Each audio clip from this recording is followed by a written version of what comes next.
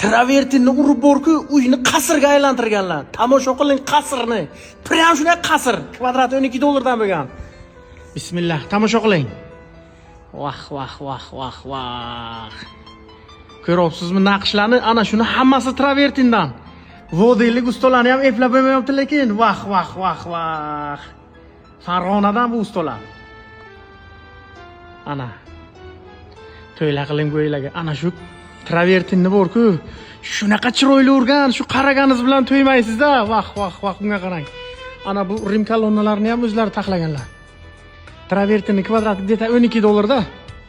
Vah, marmarni ham devonasidan olibdilar lekin. Ko'ryapsizmi? Ana sizga san'at asari. Ana tomon ayvonlarni ham qilganlar, o'zi uylarni ham ko'rsataman. Vah.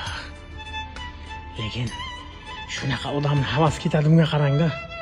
Devorga ana shunaqa gul chizganlar, qarang. Ana buni travertinni zo'ra desangiz bo'ladi, ko'ryapsizmi? Yaqindan ko'rsataman sizga. Vah.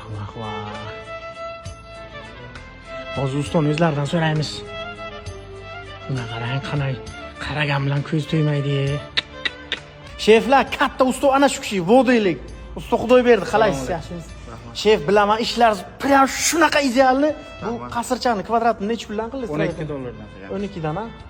Eng zo'r necha pul kvadrat nimani? Shu 12 dollar. Ha, qaysi mahsulotdan foydalanasiz? Soba paint zavod mahsuloti, Samarqand. Ha. Qarosh qarang, biz Akfa Buxoroni bratanlar hammasi serozdan keladi. Necha puldan qilib berasiz? 11 dollardan. Aniq. Kelishtiring. Cho'tkilab mana shu kачествоdan idealni qilib qazib. Xuddi shunaqa kачествоga chiqadi, ha? Umuman muammo bo'lmaydi, xolos. Sheflar, Akfa Buxoro deb telefon qilinglar, yana arzon qilarlar, men aytaman.